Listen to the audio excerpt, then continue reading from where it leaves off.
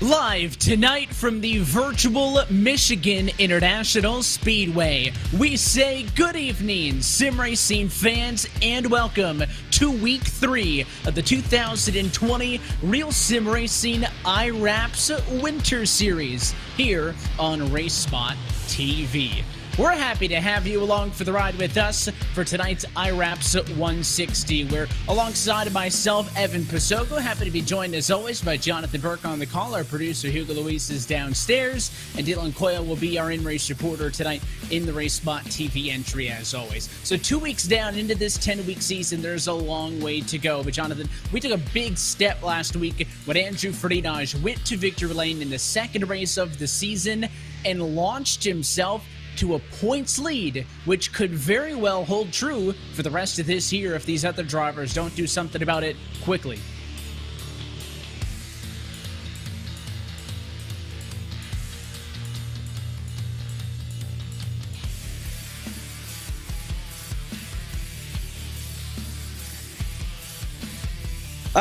I was hitting the wrong key. Excuse me. When we talked to Freenaj last week after his win, including some of the other top 3 members, they were not confident heading into this week. And that's going to be a concern, I think, for some of those guys that are up towards the top of the point standings. They weren't confident. And right now, Freenaj was down in the order in practice. He was about 24th on track. So it could be one where it does shake up the points again. It's so early on, right? Drivers haven't been able to build margin. So you have a guy like Freenaj coming into this as the championship leader, but it's not by a lot, right? Only a 2-point advantage, 8 points back to third.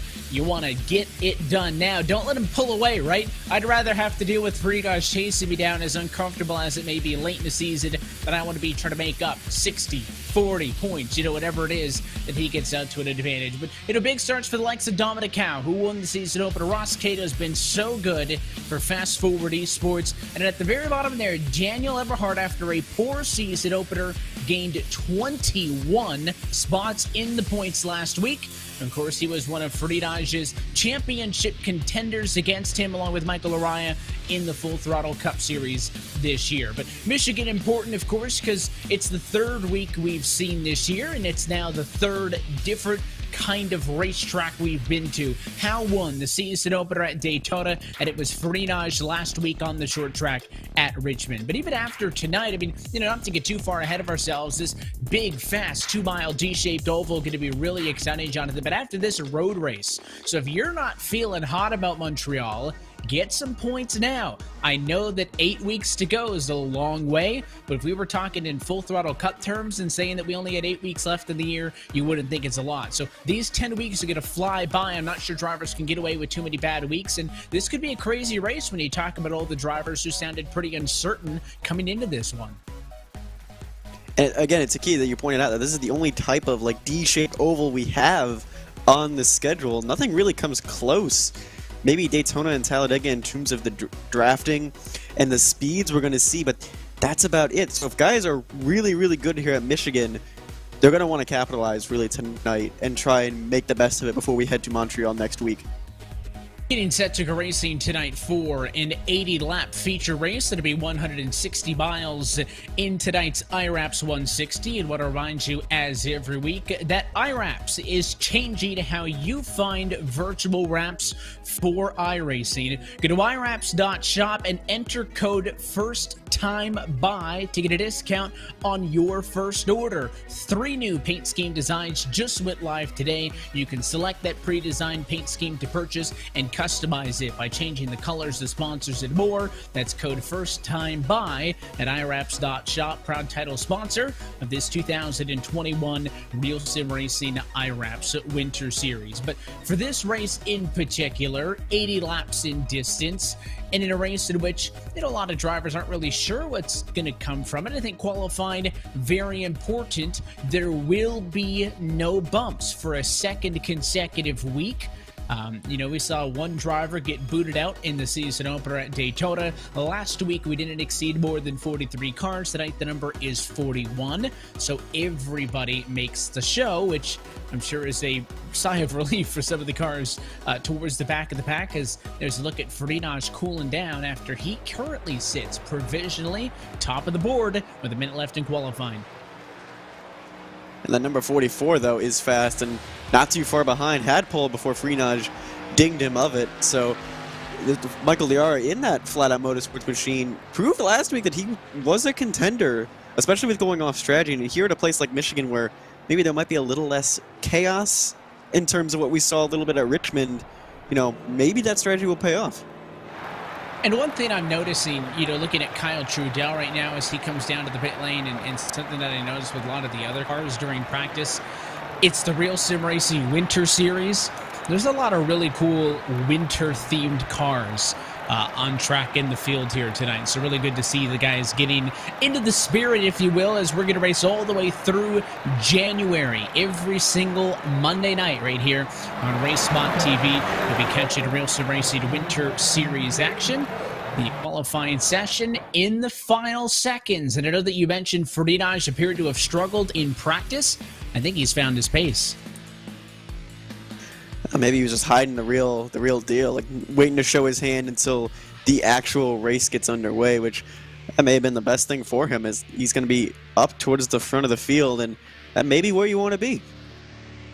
Yeah, maybe getting out in front of some potential chaos is going to be the name of the game here from MIS. But with qualifying now drawn to a close, let's go trackside and take a look at your IWRAPS starting grid. And it is pole position for Andrew Farinaj. He'll bring us to the green flag this evening alongside Michael Laraya, who starts in second. Matt Danson, Liam Sheen, Agadil fill up through the top 5, along with Kyle Kamer, John Ellenberg, Kyle Trudell, and then Sam Niano and Tommy Gossett, row number 5. That's through P10. Braxton DeWeese and David Washington share row 6, the 3 and the 98 starting side by side. Daniel Eberhardt in the number 90 gets P13. Dominic Howe, our race 1 winner from Daytona, lines up P14. Whereas Laritsky in the 03 lines up 15th, and 16th, Jason Niedermeyer. Brian Chambliss in the 25, 17th, Ross Cotto in 12th, Dylan C. Jones from the Midwest, the number 11 in 19th, and 20th, Dane Cruz in the 46. Continue on through with Nick Silver, Bradley Burke. You talk about Matt Marra, Shane Parrish through the number 24 spot and halfway through the field. Eric Stanford will start 25th alongside Thomas George. Sean Kalis and Michael Kuczynski, row number 14, with Ross Cato and Steve Durham, the top 30. Joe Berge for the team lines up back there as well as Dylan Coyle, Steve Soa, Tom Marino, Nick Mara, and Gary Weaver towards the rear of the field. They're looking to make up some spots. Anthony Fredericks, Garrett Hess, Bobby Krug, Steven Arbush lined up all the way outside. They're going to be looking to gain some spots early as they are towards the rear of the field. And 41st, Stephen Price in the number 22. A little bit of ways to go for those drivers throughout the field. It's a look top to bottom at your IWRAPS starting grid. 80 laps, 160 miles in this IWRAPS 160. One of the annual trips on this RealSimRacing Winter Series is the trip out here to MIS. You can take a look at all of our driver onboard cameras. You got Durham, Weaver, Coyle, Krug, Berge, Cato, and Mara, who will be riding on board with this race. Last time we did it, a couple of years ago in this Winter Series. So it has been a while since we made a trick here. Last one won by David Comstock. So potentially a first-time MIS winner in the Winter Series on deck for tonight. But as we are every single Monday night, happy that you're spending your evening with us here on RaceSpotTV. Pace car going to dive down and in. Andrew Farinaj to the front, the championship leader in search of back-to-back wins. As we say, let's go racing from Michigan. We're off and away for round 3.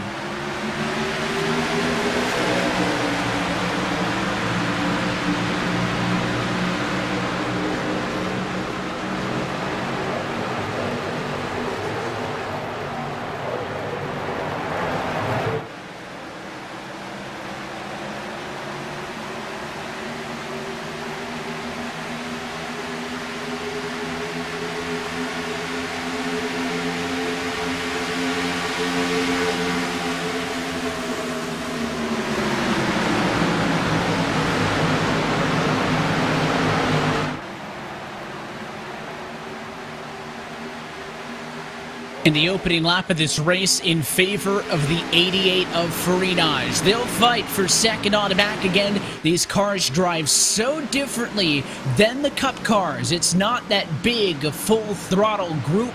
You're going to have to manage tire wear specifically, I think, if we get some long green flag runs here tonight. And managing that rear end, too, it can come out on you coming out of turn 2. That's probably where we're going to see a lot of the chaos. As here comes, we are back inside Matt Danson. We got a great start. We're just unable to contend with Farinaj right now. He can't do it right now. It's going to be a battle for second best as Danson now to the inside of Laraya. So the battle for second and third rages on. Some 194 miles an hour, make it 95 into turn number 1. Laraya going to try to fight back from the outside. Meanwhile, the 8 car, Kyle Kamer, watches on from the distance. Kamer needs to make sure that he is very disciplined in this race. We talk almost weekly about those drivers with penalty points. If you accrue 6 of them at any given time, you're parked for a week. Kamer with the most at 5. So 1 caused incident. He misses Montreal. So how can he balance fighting for the race lead while also being smart? You'd see him on the left-hand side. He's P4.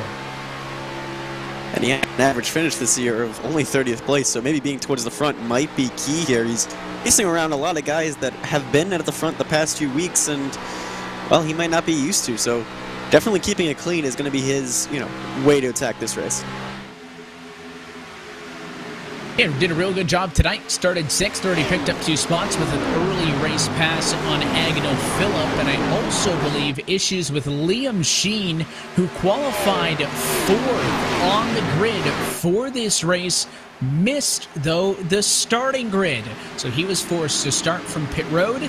And after qualifying 4th, rides 38th on track right now. And almost an entire lap behind the field. There he is. And without the help of the draft, so he might be stuck there for a while until Andrew Freenage gets around to lapping him, if we ever get to that point. This is a big 2-mile track, and with the draft in these cars, it's not as powerful as the Cup cars, but this field might stay together.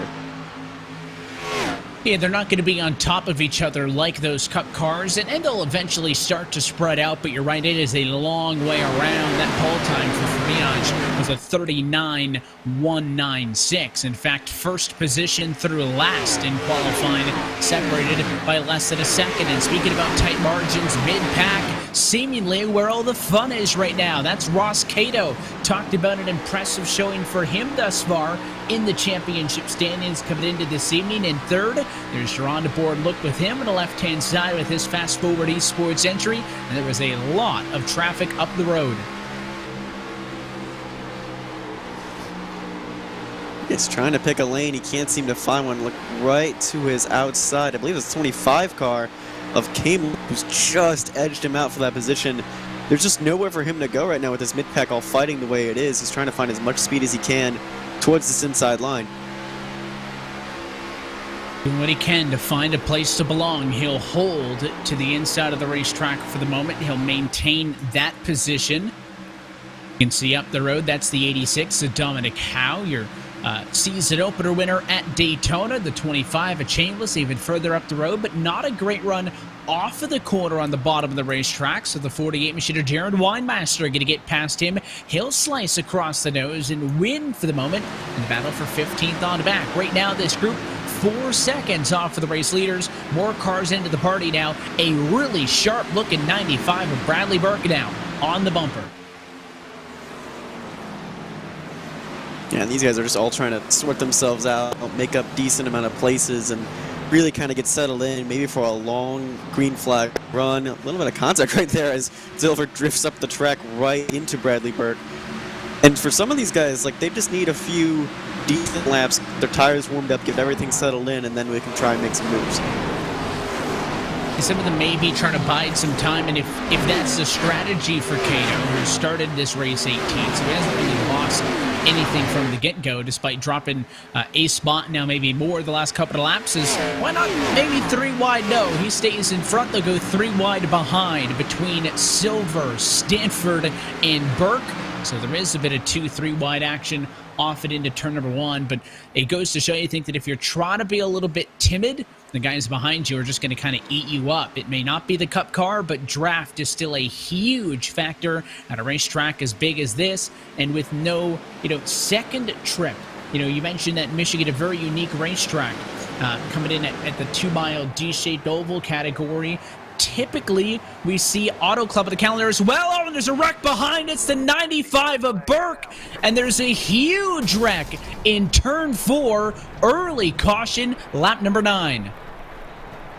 We just took our eyes off that battle. I wanted to mention that Nick Silver had been drifting up the track, and I mentioned it once or twice, and I'm wondering, did he get up too far? Oh, no, that car just went straight on into the outside wall. That is very strange. There was a touch with the 19, and it's very tough to say who caused this one. I think it might have been a bit of a slide for Stanford, and you could see when Burke shot up and into the outside wall, there was nowhere for him to go, and Stanford now claiming responsibility for the caution. Burke got into the fence, and look at all the other cars that got a piece of this one. At least a dozen. I see Steve Soa. Looks like that Robbie Krug was on pit road, Kalist, Weaver, and more. I see damage on Dylan Jones making his first start of the season. Joe Burgee as well. Here's the look from high above. Yeah, the 19 just drifts up a little bit. The 11, the 81. Ooh, hard contact there from Kalist. That's probably going to be the worst damage from him. But you saw on the outside there, our very own Dylan Coyle barely making it through.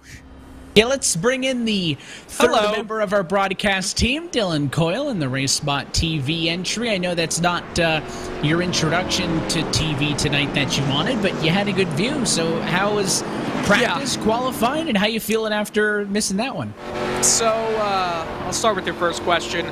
Qualifying was disappointing. I ended up in a three-way tie for 30th, and you know that was great fun right there. But I didn't get too much practice.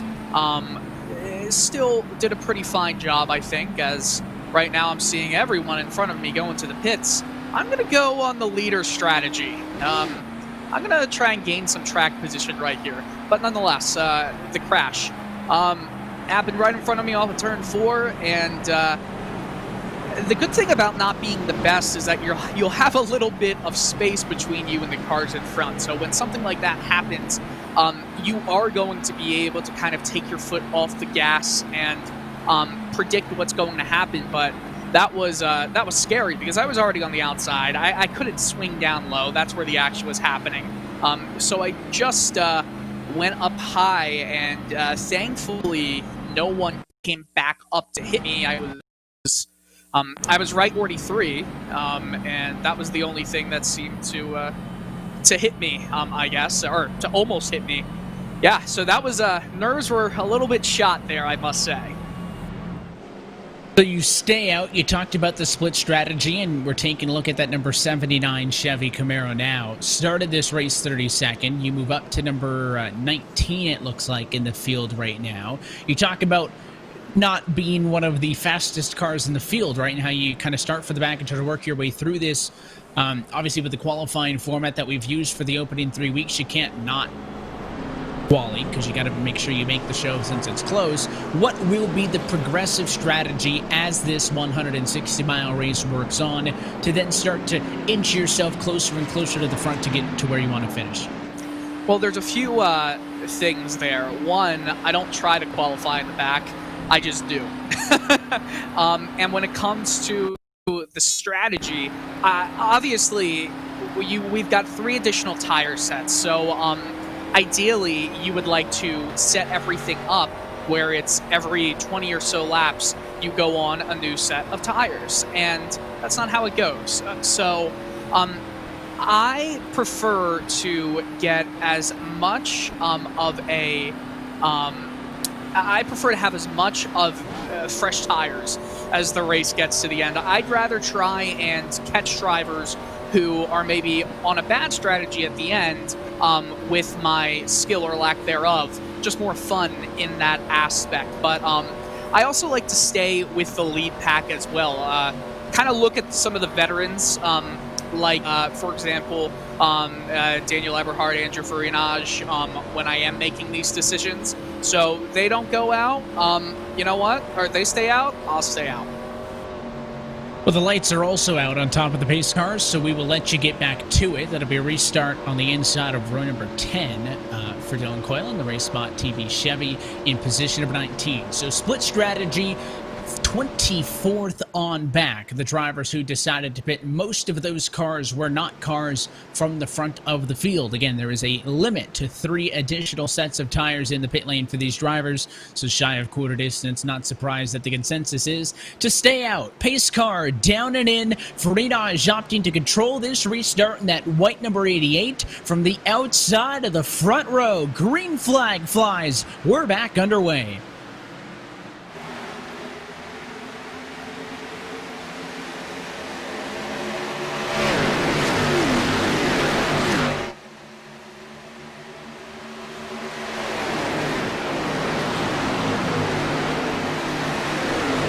Another good jump for the 88 machine, but the big advantage there, Jonathan, was following through on that outside of the racetrack, is that outside decision really helped out Kamer to P2. It didn't really help anyone else behind him, though. That outside line did not get going behind that number 8 machine, and Kamer now in control, now has the task of trying to chase down Freenage, as we're still 3 wide behind them. Someone thinking about 4 down there. Looks like the 03, we got the 2, the 94, and the 7. Philip, Trundle, Neo, and Leginski, Eldenberg right behind. They're fighting hard on the edge of the top 10. Doing what they can to try to stay in conversation, but also don't be the topic of said conversation, if you will. You know, a lot of drivers want to be up and getting through the field, but they don't want to be, you know, the highlight reels, which tends to be where it gets a little bit too close. And I was just listed in there as you were talking. There was a lot of radio chatter where some drivers felt like people weren't really giving them as much room as maybe they should have been on that restart through 15 of 80 laps now here from MIS. So some drivers encouraging others in the field to be a little bit more giving in this season, if you would. Freenage, though, opened it up the advantage now to P2 Kyle Kamer on back, where it's a great 4-way scrap. Kamer, Danson, Eberhardt, and Lariah now, because the 88 machine, or sorry, the 90 machine of Eberhardt making moves, trying to catch the 88. He's got a bit of a stone wall in front of him, though, as he watches the fight for second. Eberhardt did not start particularly well. He was a bit further down than these 3 right here. He's going to make it 3 wide coming out of 4. All the way to the bottom comes the 90 machine. And they're going to go across the stripe 3 abreast. Kamer looks like he's going to be able to hold second for now, but coming down to this first corner, I think Eberhardt's going to have a huge advantage. Looking for the 8 machine to try to carry that speed on the outside. You're back on board with Kamer, but the 90's got it. So from 13th on the grid to P2, not even 1/4 of the way through this race, Daniel Eberhardt is moving, and he takes P2. Danson also trying to fight back at the inside. Won't happen. Maybe going to be a battle for third on the back. As you can see, Kamer really tight to that turn 4 wall. He'll drop to 4th, maybe worse. Here comes the number 94 machine of Agno, Phillip on the bottom. You got to wonder if he's burnt out that right front already, running that high line and trying to be really, really aggressive early. You got to wonder, is this 8 machine going to start to struggle? And if other cars that are also pushing going to struggle, is Freenage going to struggle? Because he's been all alone by himself with some of the fastest lap times on track. Look at the 03 machine there. That was the move on the bottom by Mariusz Leszczynski. He was really pushed up on the 2 of Sam Nieto. Made the pass, though. This is a very wide racetrack, and they're using all of it, especially on the front straightaway. But a 50-50 split, I think, on cars that want to go down below that white line, use the apron, and those who decide to kind of stay up and onto the banking, and in turn try to kind of build up that draft going off and away into the corner. So the 8 machine of Kamer clears for that position. He maintains P4 for the moment. But this is a hotly contested group. You can see through the entire field, there's really no big gaps. The biggest gap, probably the difference between first and second. You almost got to wonder if Kyle Kamer is actually being a little bit of a cork in the bottle right now. Like maybe he's trying to conserve his tires. He knows he's overcooked them a little bit as we ride on board. Hey, we had a spinner in the grass. Oh, yellow. And there it is. It's Garrett Hess who is slow, so I suppose it's enough for the yellow. He was the one who was in the grass in turn number 4, and he had some help. Look up the road at the 09 of Stephen Abogi. Gets into the wall right here, comes down a little bit. Hess, there's nowhere to go. A small touch. He's in the grass. Did everything he could, locked it up, but it did trigger the caution flag when it came to, I guess, a slow roll by the front stretch. Surprised we didn't get away with that one. This, by the way, to me, if you remember what I was saying, around 20 laps is, the perfect spot to get the tires changed. Well, that caution came on lap 20, so no matter what, I am going down into the pits. I'm sure that the front pack will as well. Just split it into quarters, use up your 3 additional sets, and you're pretty much on par, if you would. We'll see if either Aboge or Hess claim responsibility for the incident. So far, nobody has, and there it is. So Aboge going to claim it. He'll go to the back for the next restart, and now we anticipate a big flood to pit road. Can I just say, I think you made an unintentional golf reference there, because, you know, on par and a bogey. I did not. I didn't realize with the bogey, but the on par at least was a reference. I tried to make it not too obvious too with Garrett Hess in the channel lock car, locking the brakes up in the grass as well. So we try. Pit stops. Lap number 21, quarter distance of the IWRAPS 160. Probably very close to wholesale service. Notably, you could see some drivers staying out. Nieto going to go from maybe 10th up to the race lead. Lariah staying out, but most of the race leaders in this time. Even some of the ones that pitted earlier looks like are going to come in as well, but they only got 2 tires last time. And a lot of the guys that pitted earlier were damaged in that first caution, so there really is not much in terms of the split strategy. The 9 of George, the 04 of Fredericks, and the 32 of Mara are going to cycle towards the front. It looks like the 34 has maybe missed his marks a little bit. Yeah, that's not the best execution, and of course Sheen is trying to make up, right, for missing the grid in this race, so he needs to be pretty good on service like this to not give up track position that he's working so hard to get back. I mentioned that Sheen was very impressive, P4 in qualifying, and just on the cusp of a top 10 spot in practice, so he's got the speed to do it. He's just trying to, you know, put it all together and make up for that lost distance. Here's something interesting. We had the 2 that were off strategy last week. Again, at the front, off strategy once more. It's almost like they enjoy playing that strategy game. I think this has to be the way they want to get past Freenaj and past Eberhard. That they have to play the strategy game. And last week it worked. The 44 came to a 3rd place finish, but on this wide of a track with the draft, how good are Freenaj and Eberhard going to be at clearing traffic? They have about a handful of cars in between them, and some of these cars are on fresh tires. Lights on top of the pace car are out this time, so we'll double things up. But you're right. I mean, Michigan's very different than Richmond, evidently. So that's going to be obviously not apples to apples. But I think that we heard this as well when we talked with those drivers post-race last week. The fact that they felt like on most weeks, Freenaj going to be the man. And you may have to be consistently off-cycle if you want to be in a position to upset him, right? Because very few people, probably on the service, can beat Andrew Freenaj straight up on a fixed setup. So it's quite the tall order for his 40 fellow competitors here on Mondays. We saw Eberhard come close last week, and this is a different track, and it's a one-time track that we're going to, this big 2-mile oval. So, and we are seeing a few different competitors up front, but Freenaj is still the dominant car, but maybe this will trip a few up, as again, some of these guys are on fresh tires. Mara, Fredericks, and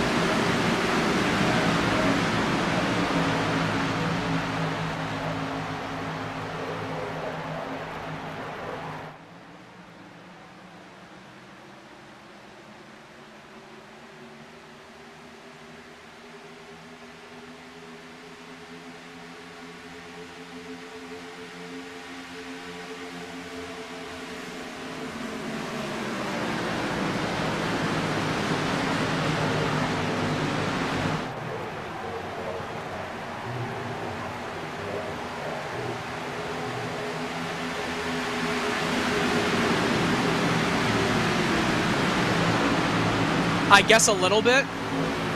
Just, they're going for a wide and a 1. Well, side by side in a battle for 25th. Coyle is there mid-pack and now is flying by on the outside as he gains the spot is another driver. So you can see all of the chaos off of that restart. Cars into the fence, cars swinging high and low. Meanwhile, at the front of the field, it was the nod of Thomas George who had gone to the race lead, but it will be short-lived. There goes the 88. And once more to the race lead is Friedage, 26 laps down. I think we learned a valuable lesson on that restart. Even on about 10 laps worth of wear on your tires, yeah, that's not a good idea. A lot of those guys have dropped. Sam Nieto has dropped all the way to 19th. So we ride on board Bobby Krug. He's been able to hang on here. He's in 6th place, and same with Thomas George, but they have slightly fresher tires than those that are at the front of the field. So maybe if we get 2 late race restarts in a row with like 5 laps in between, maybe you could stay out, but anything older than I think 15 or 20, that's a no-go.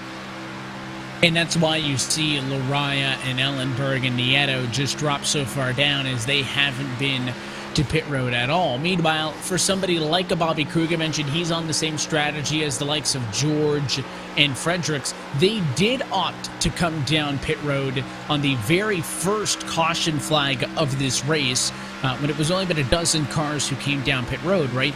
And I was curious, they did take tires at that point. So that's why they're able to hang semi with these cars. But now that the leaders have pitted, as we sit, they've both used one set of tires, and they are slower than the cars who just pitted. So maybe not working out in their favor, at least to this point, strategy-wise. It's not a short race here at Michigan, guys, but we're almost 30 laps into this 80-lap contest, so these moves going to start to be more and more consequential as we see the strategy play out. It's only been maybe half a dozen cars deviate on this strategy, another half a dozen go that way. A majority of the field agreed that they should have pitted the first yellow, pitted this past time, and that includes 1-2 now as Danson's back around George for second. Mid-pack watching this huge pack of cars do battle. 3 wide, maybe. That's the 40 and a wide master thinking about the middle. He'll do it. Slide in front of Krug. Krug on old tires is doing a really good job just trying to manage the traffic as everyone's trying to really work through here and really find a rhythm. We haven't had more than like a 20-lap run under green. We've run about a handful now. So everyone's trying to, get a rhythm, feel it out. Maybe we can get a long green flag run here. But some guys are hoping not for a long green flag run, particularly Sam Nieto and Michael Larar, who have both dropped outside the top 20.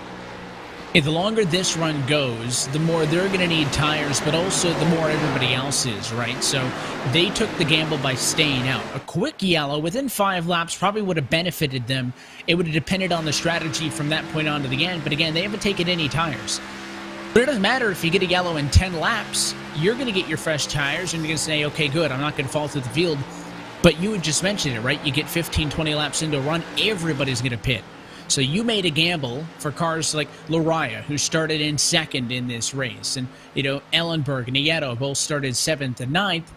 If everybody takes tires, you're going to be on equal tires just in the 30s instead of in the top 10, right? So these are all the gambles that we can see. You see the 9 cars struggling for grip in the corner as George now falling back on 10-lap older tires than all the cars around him right now.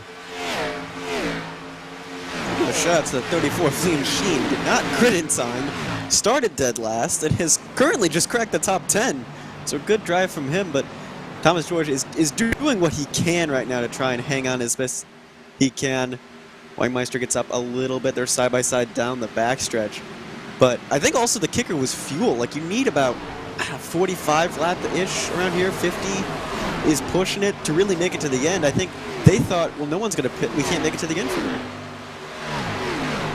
Yeah, they're still not within distance to get to the end of this race, so everybody with an additional set of tires than what they would need. So we think yellows are going to be a factor. We saw yellow in the opening bit of this race at lap 9 and at lap number 19. So this is the longest green flag run of the race thus far. On board with Chambliss, he'll now try to go inside around the 9 of Thomas George to take over 15th position.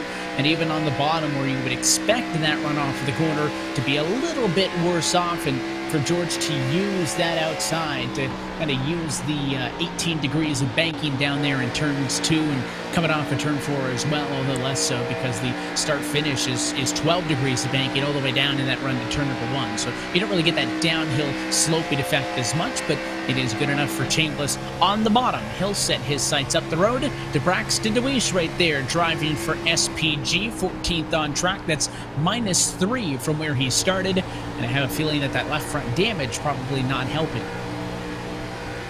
Yeah, the left front damage, boy, guys, it's huge at a track like Michigan that really does rely on any semblance of downforce, of aerodynamics that you can get. So keeping a clean car, that's the most important thing. Some drivers also not happy on the radio. Sam Nieto was not having fun with James Ross from a lap down. Felt like he should have given him a little bit more room. I think Ross is faster than Nieto is at the moment, but just because you're a lap car doesn't mean, even with fresh tires, that they want a bit of courtesy. Yeah, and also Nieto was probably equally frustrated that that strategy call did not work. Again, he is dropped behind his teammate of Liara. They're 25th and 27th, respectively, after restarting on the front row. As we see Nick Silva going to the outside of the 03. He may get hung out to dry here and be freight trained if he's not careful. That's the concern, right? All these drivers trying to team up on him. And you can see the cars around, right? So up the road from Silver, you have Marius Leszczynski started 15th, up to position number 6, and now there is no more whose tires are who, right? As Thomas George continues to fall down the running order with Fredericks, with Krug, with Lariah, all those drivers on that middle pit strategy who pitted on the first yellow but not the second. We are now at the point where our top 15 are all cars who pitted on the most recent yellow. So that, I think, furthermore proves that tires are going to be a big factor here tonight. And in fact, so much so, a lot of drivers were comparing some of the tire wear with each other when they were most recently on pit road. But resetting a look at the battle for the race lead. Lap number 37 of 80 in the works right now. Danson closing maybe just a little bit from the number 2 spot. He was better than Fridaj by 0.5 last time, and he's making that 88 car dig. Fridaj just millimeters off the fence that time in 2. As I think you see in the 05 get bigger and bigger in the mirror. Can Danson make this happen? Yeah, Freenaj has just basically been up front, and he had to work his way back to the lead as well. So I think going to be the concern is, has he burned up that right front tire already? We're almost 20 laps in. That's about where we were when we were running under green when they pit under caution. So maybe Freenaj is a bit weaker on this long run. Maybe the 05 can come down and get him. Last time by, the advantage swung back in favor of Fridaj by an entire 1/10 of a second. So that goes from 0.6 up to 7, and that's going to be something that fluctuates as the night goes on. But, I mean, third on back, you don't see this gap, right? So Fridaj, I think, clearly the best car at the moment.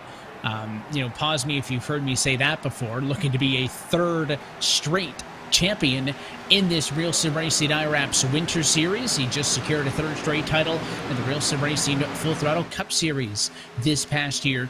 But each season, there's a new competitor, right? There was that point a couple of years ago where Daniel Eberhardt took the next step, came to be that number 2 guy to challenge for the championship. This past year in Cup, Michael Lariah led the points for much of the year. All these drivers are in the mix. Eberhardt 5th tonight on the racetrack. Lariah back foot on strategy down to number 24 in the running order. So all these drivers, now maybe Matt Danson, the next driver to mount a challenge. And he's doing a good job of keeping the 88 machine honest. Third on back, the intervals are smaller, but definitely the 88 and the 05, the best 2 cars at the moment. I believe we have our first pitter of the race. I'm not sure it's Dane Cruz, and by pitter I mean green flag pitter. He is coming down to the pit lane right now. He pitted several times earlier, so I don't know. I would anticipate Damage. he used up a set of tires.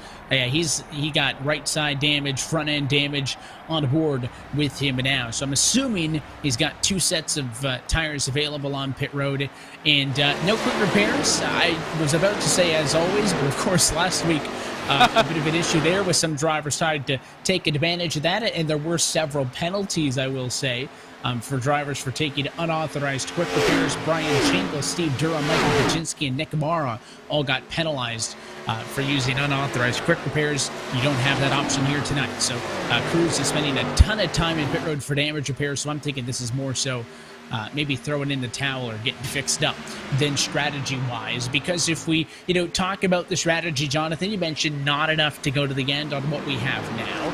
We've been out there, though, 20 laps, just short of that, I think, since the last time we came down pit road. So if this were to go green to the end, we're only about 10 laps away from when we would see these drivers split the run in half and come to pit road if they can get there. You might be able to stretch it from here as well if you're very good at saving your fuel and saving your tires, but I know since tires are key, you're not going to want to risk it. I think you're going to want to take the owie right now and stay out there as long as you can before coming down as Kramer gets a little bit loose, or Kramer gets a little loose and Sheen has to go inside or outside, and he picks the inside, thankfully. There was not enough room on that outside lane. Now back down to the bottom, Sheen is on this feverish charge to get back through the field.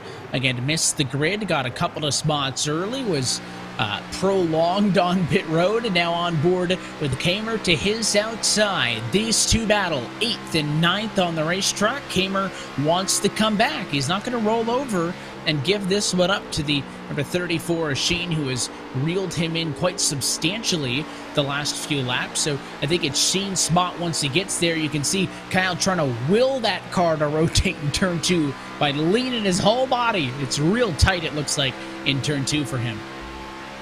Turn 3 is probably the tightest for all of us because of just the shape. The entry is way different than turn 1 here, and it's generally going to lead to slower speeds overall. And I know I'm struggling a bit with picking a good line there as the tires are wearing out here.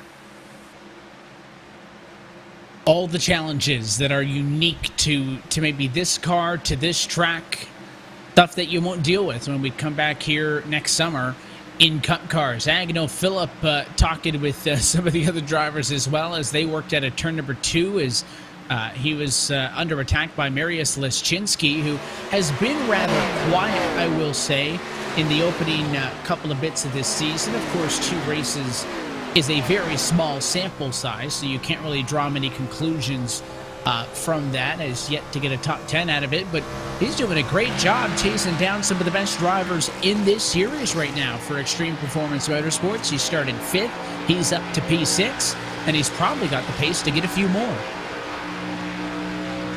Yeah, he was towards the front a little bit during that time at Richmond. There was a lot of commotion and chaos, and he was in Leszczynski a lot of that midfield battle, but now this is a much wider track. I think a track that really seems to help his driving style. He doesn't like, it just doesn't seem he likes those short tracks. This is something that's nice and wide and long and rewards consistency and just being smooth. Could be a 3 or 4-way battle because up the road, and just as I mentioned that, John Ellenberg says over the radio he'll be pitting. Could this kick off the green flag cycle? But David Washington in 3rd under fire. He's got Eberhardt, then Phillip, and then Leszczynski. So 3rd, 4th, 5th, and 6th separated by less than half a second the last time by. So if I'm Washington getting reeled in, I'd maybe try to get onto the pit road as soon as I can. Get on fresh rubber, look for an immediate advantage. Lap times we're running right now are about 2 seconds slower than lap time you'll put down when you get back out there with fresh tires. So we'll see who will be the first of those lead cars to take that dive.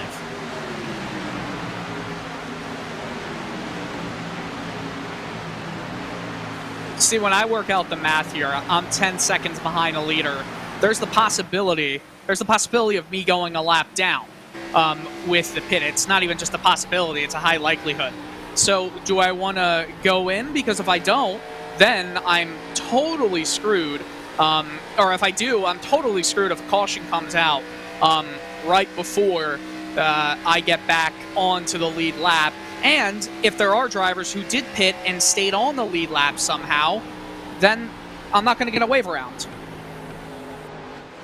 All the different things you have to consider, right? Ideally, you'd like the race to go green to the end, but all of these things are what drivers have to consider when they decide when they want to come down pit road. Michael Kaczynski on pit road. You can see the damage on the right-hand side of the 30. He just about knocked the wall down in turn number 2, and it made for a close call for a lot of the cars behind him. Let's take a look with the RaceSpotTV replay running on his own. At this point, he was the last car on the lead lap, but I know we mentioned that camera looked like he was really tightened too.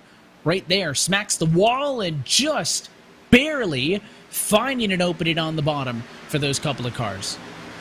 Those were our leaders. That was that closed the gap from Danson to Freenage down, but that's that if was he almost a came race down loss. a half a car length, Freenage is done. Freenage is going to need a change of pants as well as a change of tires when he comes down to pit road, because that was terrifying, as well as Matt Danson, because this could have been bad. Yeah, Kaczynski obviously feels bad for getting to the wall, but he did a really good job of keeping it in the wall, and then by the time he came down, Danson was able to go to the apron to avoid that one. And now you can see first and second, it had started to stretch a little bit to 6 or 7 tenths of a second. However, now maybe just 4 car lengths between these two. Danson taking advantage of that scare from the race leader. Lap number 50 in the works now, so this is pretty much our middle point we were talking about. Just under 30 laps from the last time we were on pit road, and 30 laps to go this time by. Some cars have pitted mostly from the rear of the running order. The likes of Ellenberg, Nieto, Soa, Kaczynski, Kalist, and others have already been on pit road. You can see RaceSpot's Dylan Coyle on pit road getting his service. When did the leaders join? Yep. I saw Michael Araya just fly by me in a 1, and I said, all right, well, this is dangerous. Well, it's good clean service, in and out without issues, which is all you want. This could be a tricky part, though, Jonathan. We just saw the incident with Kaczynski, unrelated, but now you're going to have half the field with fresh tires, and they're probably going to be the lowest running cars in the field, are going to be faster than your leaders. Always one of those hold your breath moments in the middle of a green flag cycle. I always tend to be a fan of the short pit strategy, but talking back on what Dylan had mentioned, what he was kind of thinking of in his mind, the concern with that is, of course, the chances of a caution coming out heightened at this point in the race, and maybe that's why, maybe not necessarily these two, but we'll probably see some cars stretch it as long as they can go, hoping to catch a yellow and maybe steal some track position right now. It's also, again, we talked about tires and how quick you are and how high the drop-off is. It's almost better just to try and wait this out as long as possible. I know some have waved the white flag and have come down pit road. The 03 of Levinsky, the 7 of Trundle. I will not be surprised if I see Kyle Kamer down. He's the only one running in the 42-second range right now. But Matt Danson wants to stay out on track because this has been the only way he can chase down Freenage. I gotta say, though, guys, these new tires are a beauty. Feel good? Feels very good. Look at the closing speed right here. We're watching our race leaders, and they're getting blown by Leschinski, so that's the 26th placed car. Of course, he was battling for a top 10 position, so don't get that too mistaken, but from a lap down, flying by these leaders. So as you have guys like him who were top 10 cars, Thomas George also down to the pit lane, they're making up about 2 seconds every single time around. Probably when Freenage completes his service, he will not be the race leader. Now, then the advantage or disadvantage on tires will go in his favor. He'll then have the fresher tires. He'll then start to try to reel some cars in. So somewhere in the middle of the short pit and the long run is a sweet spot. I don't know it. That's why I don't drive competitively on the sim, and that's why I'm not a crew chief. That's for them to figure out. More cars on the pit road. That's Agno Phillip and Nick Silver from the top 15. I think we're going to see a lot more cars come down and pull the trigger. We're getting close to like those upper 41s. Again, some drivers have hit those 42-second marks, you really don't want to be in that 42-second range. And again, what was the 03's last lap? He ran his fastest lap of the race at 39.7. So Leszczynski could easily cycle out to the lead the longer these two stay out here. And that's a little bit concerning if I would be Freenaj and Dancing, because you got to get around him. And if I'm Dancing, I just go for the undercut, right? I mean, and like I said, I say this right after I said there's a reason I'm not the one making these calls in an official role, right? So I can just speculate without consequence. But if I'm Dancing, I don't know if Freenaj is better than me, right? Freenaj has had the track position. He's had the clean air every single time. They're going to be 3 wide with Silver and Phillip off of pit road. There's more cars on pit road now. Still, the top car is not in. But if I'm Dancing, I pit, right? I want to get the undercut and get in front of Freenaj, as the 88 right now is 3 wide with cars who have already pitted trying to get around him. Yeah, Phillip and Silver have been battling for position on track, and they have been trying to, I think, get away from each other, and they found themselves in the battle for the lead. Probably not a good idea for them, but Cato, Chambliss, DeWeese, and now Eric Stanford, who was running 6th down on pit road, and these front runners really stretching out this long run. So I'm wondering if I think this is going to be the strategy for them. This is the winning move. But again, Leszczynski, he's not far behind. He's going to inherit the lead, probably. I'm looking at the gaps, and he has, what, 29 seconds back from the leader? So that's like that is a pit stop. Yeah, the pit road time for let's use Leszczynski as an example, 39.1 seconds. Last lap he was 34 seconds behind Freenaj. So not only is he going to get the race lead, but he's going to get the race lead by more than that 5-second difference, right? That's just the time between when you get pit road and when you get off. You still got to slow down. You still got to speed up on the access road on the inside in 1 and 2. That costs substantial time as well. All of a sudden, the difference between 1-2 is much bigger. More cars on pit road. That's Jaron Weinmaster on pit road. So now we're really just waiting on the top 14 to come down and get service. But when Freenaj was 3 wide with those lapped cars, he actually gained on Dancing, who kind of balked at that up the road and dropped back a little bit. Here's it on board with Daniel Eberhardt fighting for 3rd with the 98 of David Washington. That car passed all of them, not for position. That's Kyle Trudell, who was already pitted. But this move here could be for 3rd as Eberhardt's closing. Oh, I'm wondering if this is a fuel-saving tactic. Yeah, a little bit of bump drafting there. Using half the backstretch to tuck up in line and work with each other. 3rd and 4th, only 1.1 seconds behind the race leaders. Again, if they came down pit road, they'd also get the undercut on Freenaj. Even if it's just a 1-lap difference, that 1 lap, I think, is worth at least 2 seconds in time. So these are all the possibilities and the questions. More cars on pit road this time. Anthony Fredericks and Garrett Hess come down pit road. Those are about mid-20 cars. Bobby Krug also on pit road. You can see some damage on the right-hand side. The bad news about green flag stops, no time to get damage repaired. You're not going to see drivers giving up time to fix up the cars that got beaten up in the early half of this race. Speaking about being beaten up, guys, 2 laps ago, or maybe 3 at this point, forget who was in front, but it was myself and another one trying to clear Kyle Kammer in the number 8 car, and the closing speed was insane. So it might have been the 3. Closed up and was going just way too quickly, got into the back of Kammer and went all the way up to the wall right in front of me and just skimmed off my hood. If you can see, I have a tiny bit of front end damage. That was a scary moment. Oh, our leader, Andrew Freenaj, into the wall. No, he'll keep it off. But what a disaster in turn 4. He had said, pitting this time, Dancing went to the inside to pass him, got hit by Stanford, moved up into the 88, and right there, not only can Freenaj not pit like he wanted to, but he probably gets a little bit of damage from that exchange. He'll repeat again, pitting, but I don't think the rest of the field cares, to be honest. Chambliss going to pass on the bottom. Your new race leader is Matt Dancing by 0.8 of a second, and he'll come to pit road from P1. Frinaj will follow him in from second. What a lap. As you can see in the foreground of your screen, Dominic Hout and Liam Sheen both off of pit road. They pitted for P5 and 6 last lap. And that leaves the 8 of Kamer, the 80 of Gossett, and Abaganobi in the 09 out. You can do 46 laps. That number 51 machine did is 44, or no, the 05 and the 88 pitting almost right next to each other, the 44 in between, and this is going to be a race off pit road. This is going to be huge. Yeah, we'll get a good look at it, too.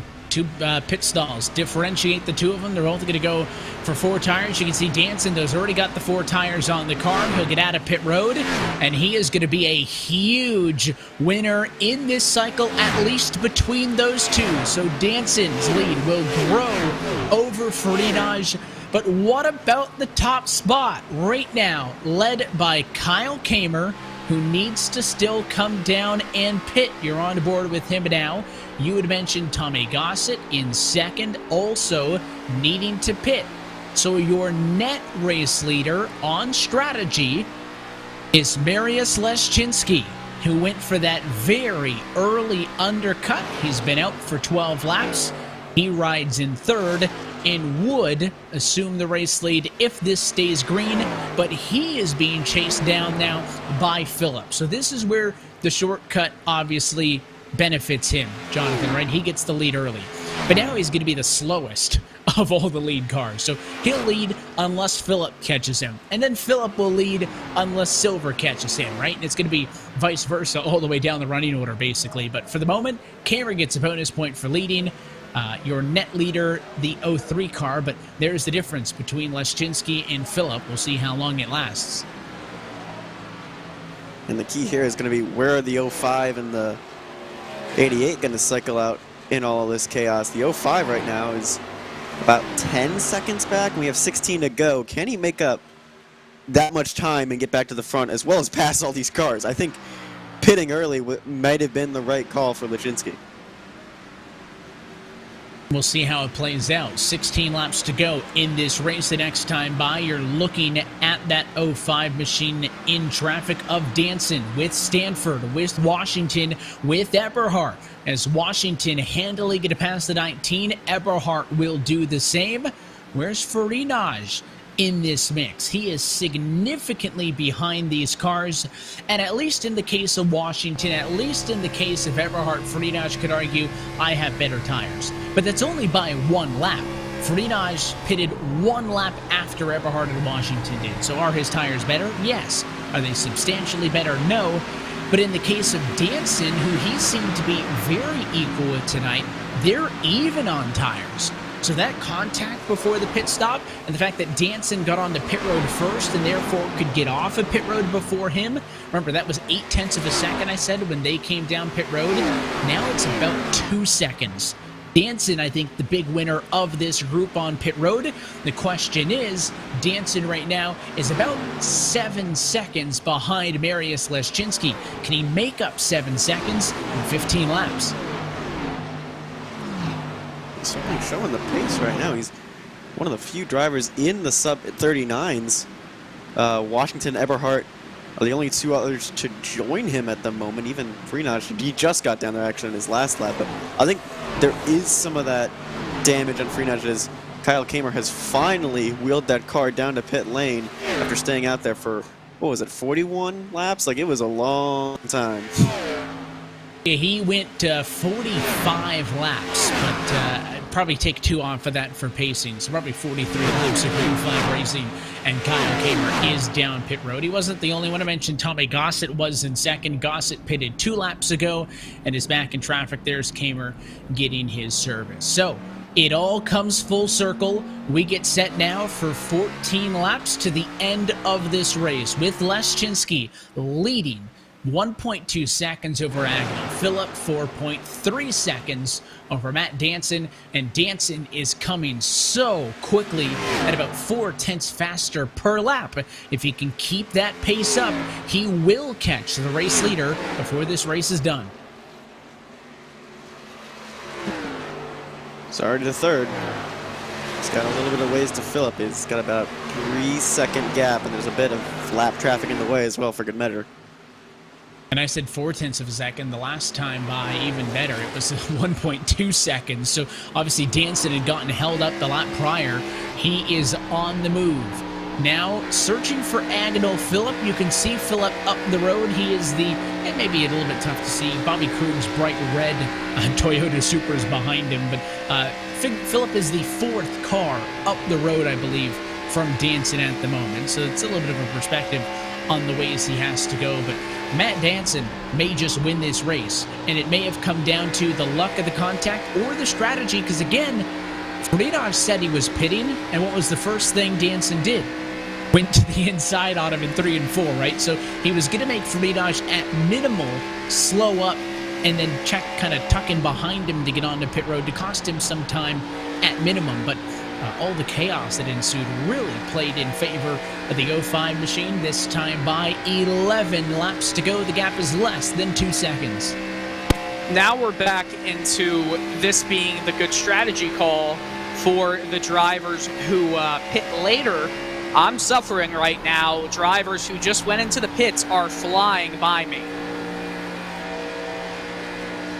We're on board with Danson, and there's the duo up the road. Krug and Phillip. Krug, though, not for position. That bright red 51 is the first car 1 lap down, so somewhat irrelevant to this battle. Then it's Phillip, then a lapped car, then a lapped car, and then you've got Marius Leszczynski. So here we go, 4-second. Danson closing the gap. Looks like he'll want to go to the inside. You can see Phillip now 2 car lengths ahead. He should get him this lap. Yeah, it looks like it's going to be really easy as they go down into turn 1. I thought he was going to block him there for a minute. Thought Phillip was coming down, but it doesn't have much of a chance. And Danson easily to P2. Now 7/10 off for the race leader. Solo gets out of the way. Looking off of the bumper of the 03. Here comes the 05. Just cue the Jaws music right now. I don't know if there's any way Leszczynski can stop this. He gets such a good run through 3 and 4. You can see through the center of the corner is where really these new tires work, and it's less than half a second now. That time by 0.3 of a second better for Matt Danson in his favor, so the numbers will say he'll catch him in turns 3 and 4 of this lap. A little bit higher up the road is Leszczynski. The tires aren't as good. He wants to try to carry a little bit more speed off of the corner, but you're right, pretty defenseless feeling right now.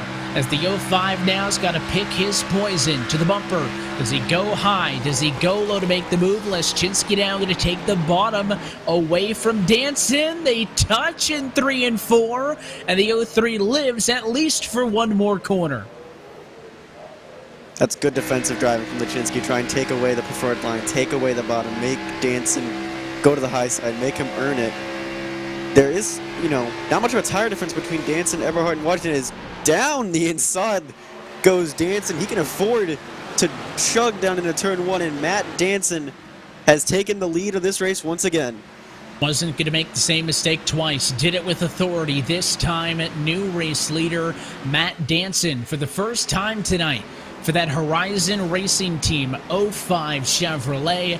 Now he has a 7-lap run to the end of this race to get to the other cars in which he fought with not till 4th on back. So Daniel Eberhard, a second behind in 4th, is faster than Danson, but may be hard-pressed to catch him in 7 laps. And then after Eberhard, you have Washington, and then you have Friedrich in P6, 3.2 seconds off of the race lead. Danson, I don't think, can worry about any of that. He's got clean track up the road.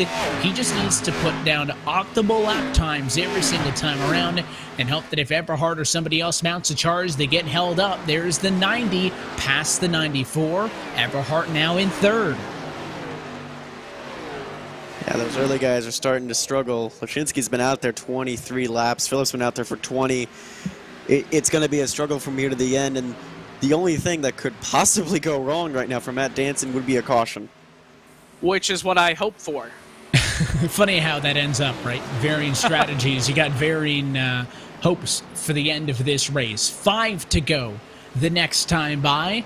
There's Matt Mara in 35th position, a little bit slow from some 30 laps down as he's just trying to get that car to the end. There's your onboard look with him running the VR goggles as always. Big thanks to all the drivers, by the way, who gave us all these virtual looks in tonight and the live look-ins on the sim rigs to add that added element to tonight's coverage. Amara gonna hope for a better showing next time out. Not where he wanted to be his brother and team Nick Amara in 25th position right now. So very different nights for the drivers of the number 32 and the 30 in the field. But here's for second, Eberhardt catching the 03 Machinabarius Leszczynski. He'll go to the inside of the back straightaway.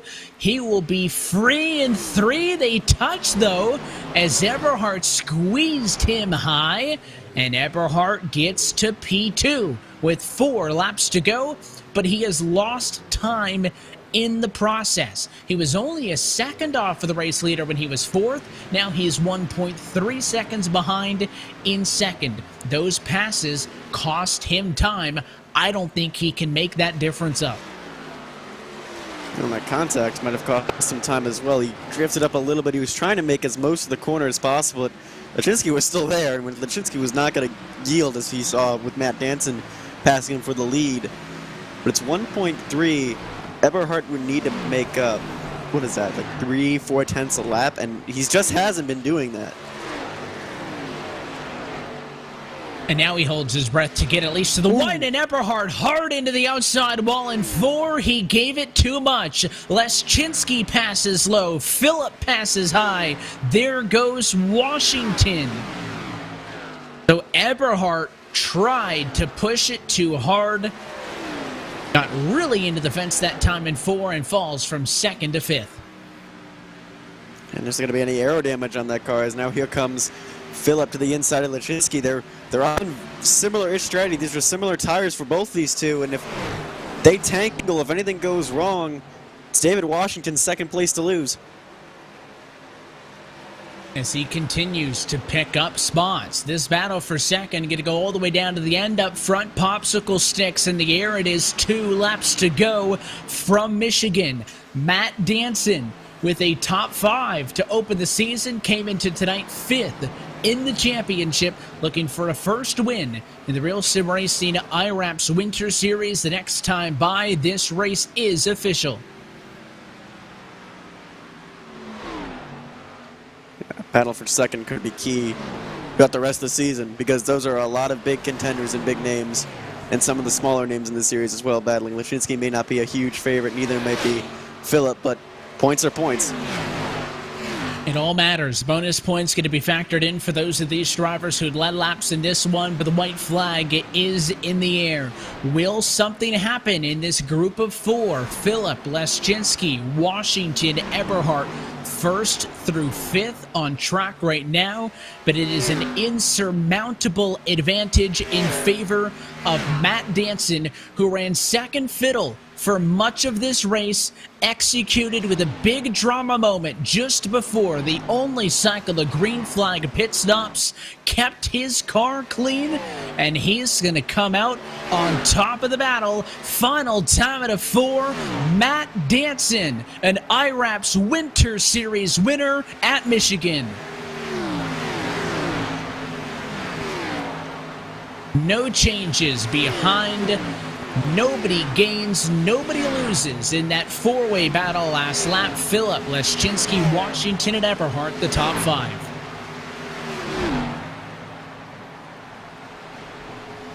It's a good drive there from Phillip and Leszczynski being on those older tires, holding out to the end, but I think a more impressive drive from Matt Danson being able to work his way through the field, back up to the front, and that really drama-filled move he put on Freenage, I think the key winning move of this race. And now he has some celebrating to do as he'll bring that 05 machine back around to the front straightaway and let it rip. Matt Danson, race winner of the IWRAPS 160. The drivers congratulate him over the radio. It's always good to see a new name added into that victory column, and 3 different race winners in the opening 3 weeks of this series. Despite the fact that we spent so much early tonight talking about how Andrew Freenage could walk away with this thing and dominate and I still think that's a very likely possibility. Matt Danson making sure that we are honest about this points championship, and what a statement. How about some burnouts in victory lane? Here, the commentators curse. We might curse that number 88 machine of Freenage, because he was probably the biggest threat and the top contender for this race until that little pit stop incident happened. So that we just gotta be careful. Just gotta be careful of that curse. Here's a look at your top 5 results. We will talk with Matt Danson, Agado Phillip, and Marius Leschinski post-race in just a moment.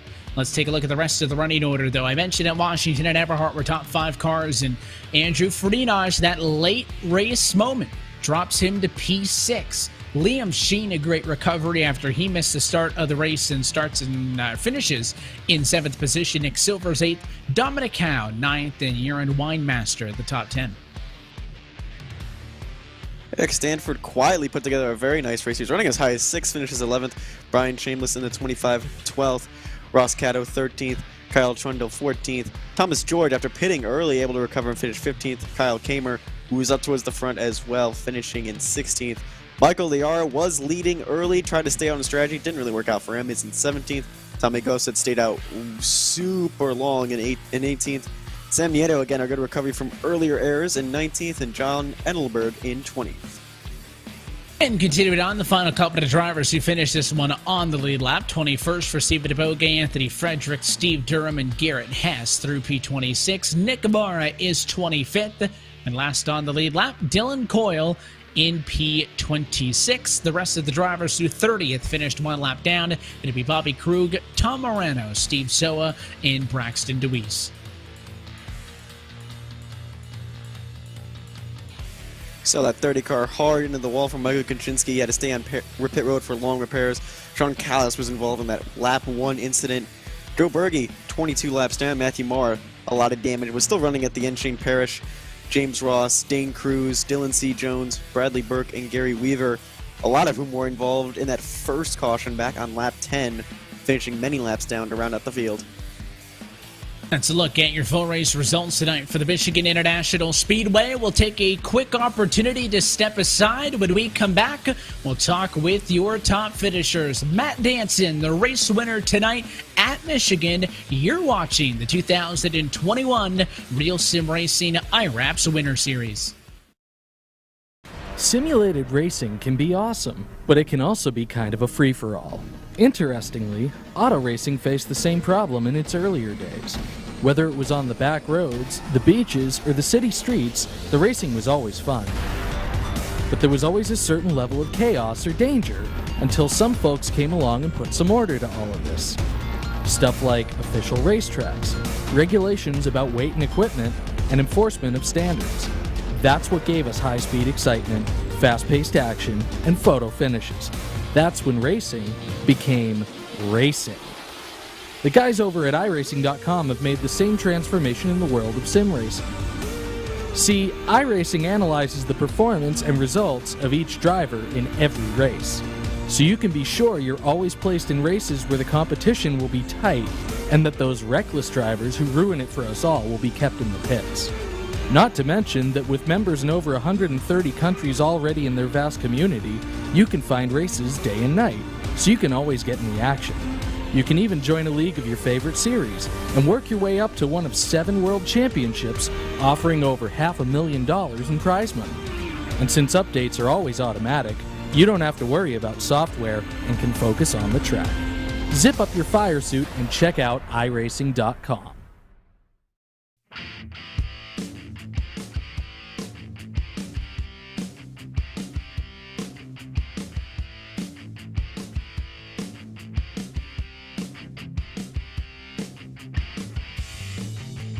And back live at the virtual Michigan International Speedway, where RaceSpotTV's coverage of the 2021 RealSimRacing IWRAPS Winter Series continued with tonight's IWRAPS 160. 3 races down this season and 3 different race winners as Matt Danson gets his first career RSR win here tonight.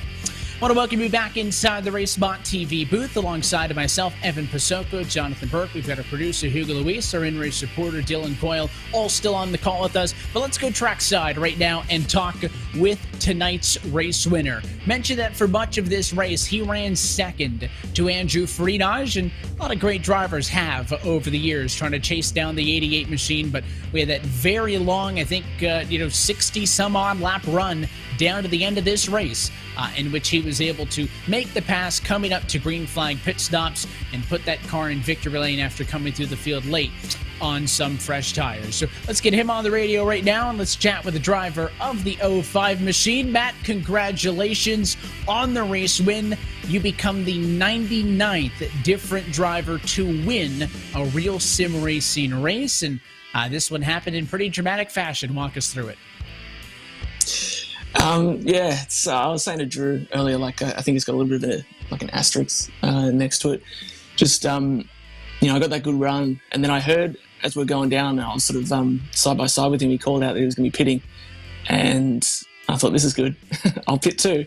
And so I was 100% prepared to pit, and then I noticed as we're entering that we had some guys with fresh tires coming up behind, and obviously just the speed difference. They were trying to get on with it, and we were side by side, and at the very last we were basically down to cords, I'd say, on our tyres. So I got a bump from behind. It sort of sent me up, and sadly Drew kind of got scooted up the track a little bit, which it wasn't like he got wrecked, but it's just it's not the way that I like to go about things. So I prefer to just make a nice clean pass and have everything on merit. So it was a bit disappointing.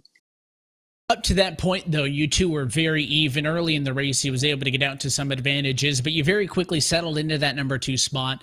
And before that moment, had driven into the point to catch him. So you talk about that decision to maybe come down to the pit lane. At least that was the initial plan when he said he was going to be coming in. If that all plays out as designed, I think you still feel like you probably had a chance at the race win, though. Oh, yeah. I was in that first run. I noticed that I had, it felt like I had a good speed, even though it was only a 10, 12 lap run. I noticed I was sort of edging back just a little bit. So I felt pretty comfortable in the long run. And then just before the yellow came out, completely botched, 3 and 4, almost junked the car against the wall. So that kind of threw that advantage away. But in that long run, I could see myself just edging closer and closer and closer, but it's obviously so hard to pass, and Drew's a fantastic driver, so it wasn't like I was just going to breeze by. But my plan before that was always going to be, whenever he pit, I was just going to go 1 lap longer and just try and maximise pit entry and see what happened. And so the only reason I was going to pit the same lap as Drew was because I was to his inside, so I could kind of block him off and make sure I got that, basically pass him on the pit entry. Of course, it's been a good start to this season as well for you. I know that you probably wanted a little bit more out of last time at Richmond, where you ended up in 17th position. But aside from that, a runner-up finish in Daytona, now a race win in the 3rd week out at 3 very different kind of racetracks now, with an opportunity to kind of size up the field, if you will. How would you assess how things have started for you in the 05? Yeah, I was definitely third place car last week out. So that was disappointing not to get that result, because I feel like, especially with this week, that would have put me pretty solidly in the points. But I watched the broadcast of last week, and at one point the conversation was that Daniel and Drew are the 2 best drivers in the league. So I had my feelings hurt. So I had to come out and put on a show. So I'm glad I was able to get the dub. I think we made that point when you were doing the burnouts. We spent most of our time pre-race talking about those drivers who have fought for championships so many times here on Monday nights, and good to see another challenger enter the fold, Matt. We'll let you get out of here, but again, congratulations on the race win here tonight. Thanks for racing with us, and we'll catch you next week. Thank you. Race winner tonight in the IWRAPS 160. We'll pass things down the pit road, talking about all those drivers that were in this mix late. It is Agnell Phillip who comes home in second. He was second for much of that run. At one point chasing Adeboge, at one point kind of falling back. But he ends up in P2 in this one. Jonathan, you're chatting with him.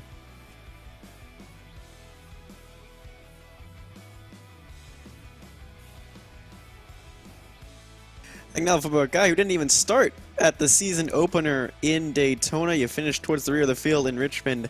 How does it feel to get a nice second place finish here? Oh, it feels great. I took a month off kind of at the end of the Cup Series and missed the first race of the Winter Series, but I set a goal for myself that I wanted to be consistently running top 5 to kind of build on what I'd done in the Cup Series, and I think this is a good first step to that. I mean, I had top 5 speed all day, and it really came down to pit strategy and a couple guys having a little bit of bad luck at the end, but just trying to stay in the mix. So it feels good. You were out there on old tires for quite some time towards the end. How scary was it seeing, Matt Danson and some of those guys that have been up towards the front running at you? I mean, you expect that when you do that pit strategy. I think Marius and I both decided to pit more what they would say optimal, like halfway in between that last green run. And I think I must have messed up my in or out lap or something, because with how much earlier we pitted than everybody else, I think we probably should have had a little bit bigger of a gap.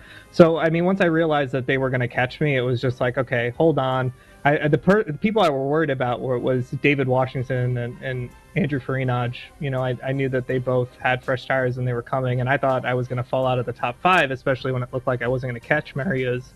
And then just some good luck at the end and being able to save just enough tire to get past Marius at the end was I think was good. But yeah, it's always kind of intimidating seeing them come that quickly in your rearview mirror. But you again, I made my bed when I did, and I was expecting to be caught. I was hoping to have a little bit more of a gap so that maybe on the outside chance I could win there. But it is what it is. And you mentioned a goal of setting yourself for a consistent top 5 finishes, and this definitely puts you towards it. What, with the remaining schedule, do you think that's an achievable goal? Do you think you're going to be able to be in the mix, get in the top 5 a little more often?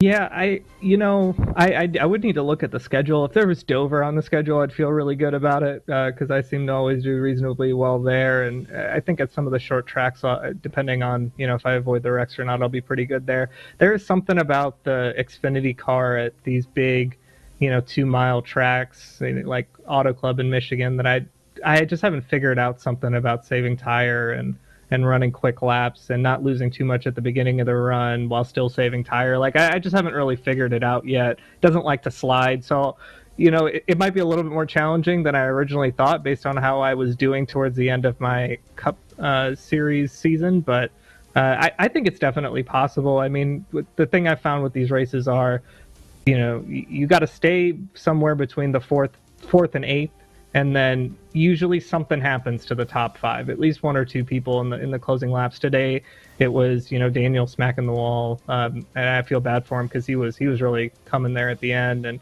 or Andrew kind of having some of that contact before his stops. But something usually happens to 2 or 3 of the top 5, and you can kind of slot in there. So it's really about taking care of your stuff. I think I can do it, but again, there's something about this car and certain track combinations that doesn't quite suit my driving style. So I need to figure it out a little bit.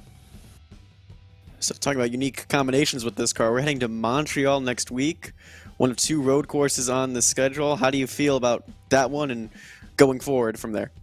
The good thing about road courses is you usually finish about where your talent is, assuming you don't get caught up in other people's stuff or your own stuff, or you don't mess up.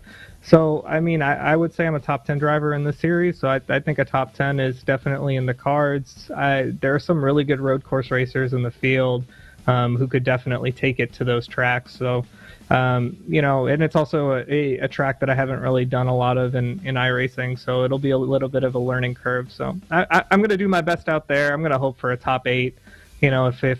If I'm able to slide into the top 5, then great. But I'm not necessarily counting on it there. That's not one of the tracks that I look at and I get really excited about.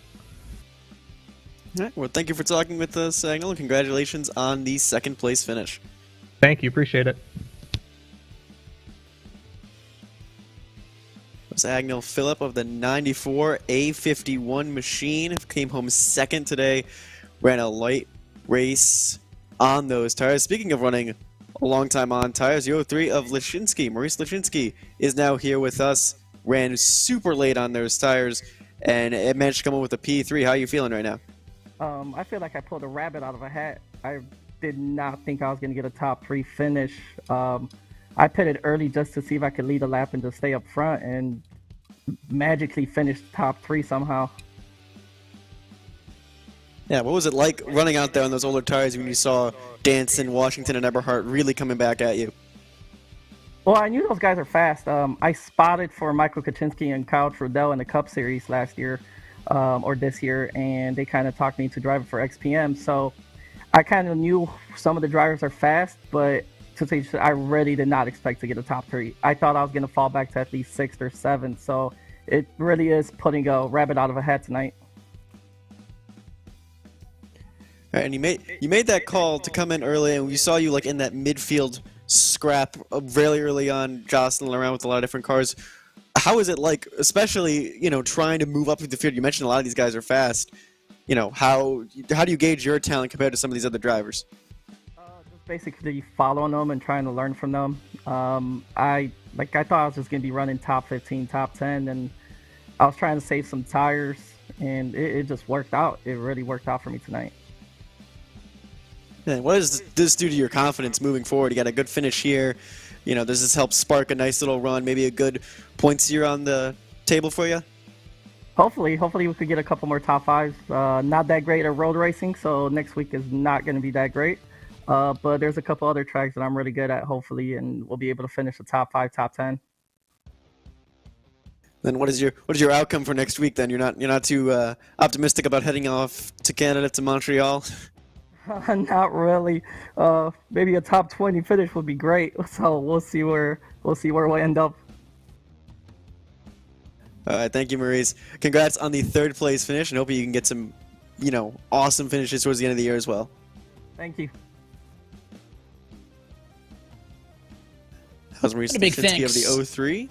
Yeah, our top 3 always, right, for giving us that insight, and big thanks once more to Matt Danson, Agnew Phillip, and Marius Leszczynski. I think it's always fun to be able to say 3 different race winners in 3 weeks, so it's a real cool way to get the season kicked off. I think that tonight we saw a very exciting race, right? Very different, though, in the opening 20 than that last 60, right? We're getting kind of a yellow every 10 laps. I thought this was maybe going to turn into a race where, somebody ends up a set of tires short late, right, and it comes down to strategy. But in the end, they had that really long green flag run to kind of let the speed do the talking, if you would.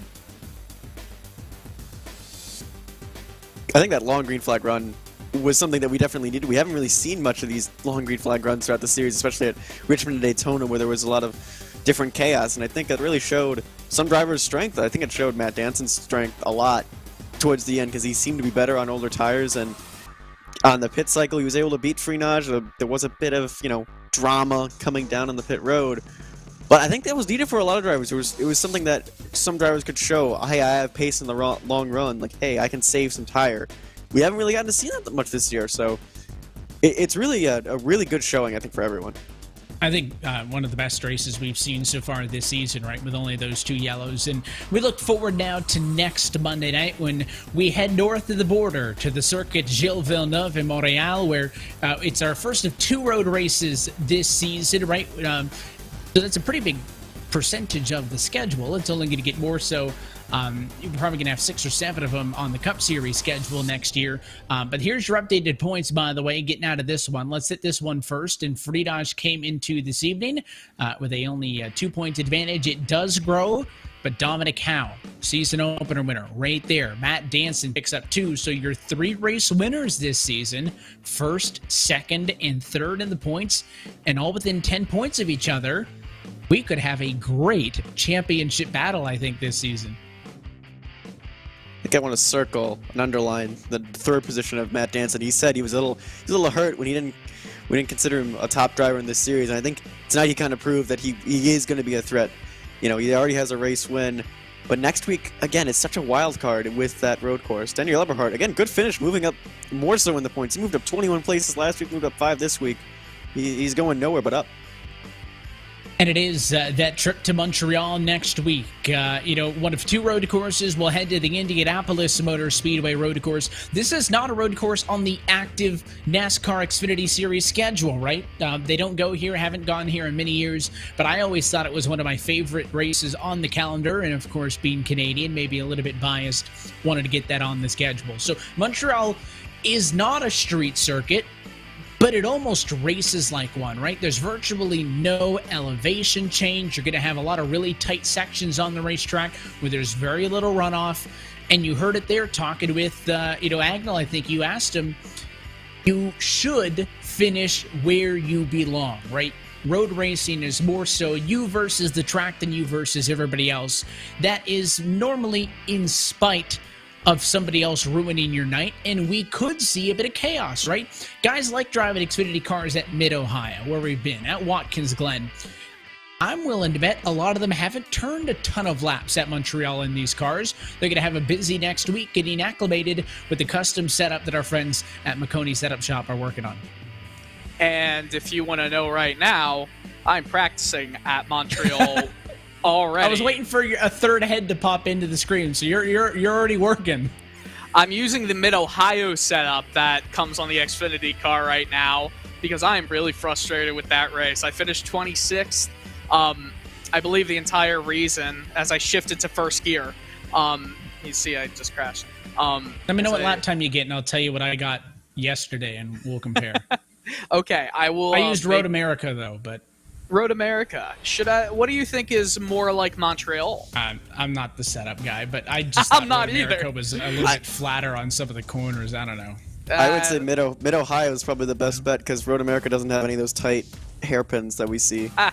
Evan, what do you say about that? I will say that our friends at McConey Setup Shop have our official setup for it, and all our drivers will be able to practice on that a little bit later this week. One point I wanted to make, too, before we all go away, is we have our XPM Underdog of the Race Award, which is from our friends at Extreme Performance Motorsports, and it's $5 to the driver who we consider the underdog of the race. They also donate $5 to 3 Square Food Bank. That's enough.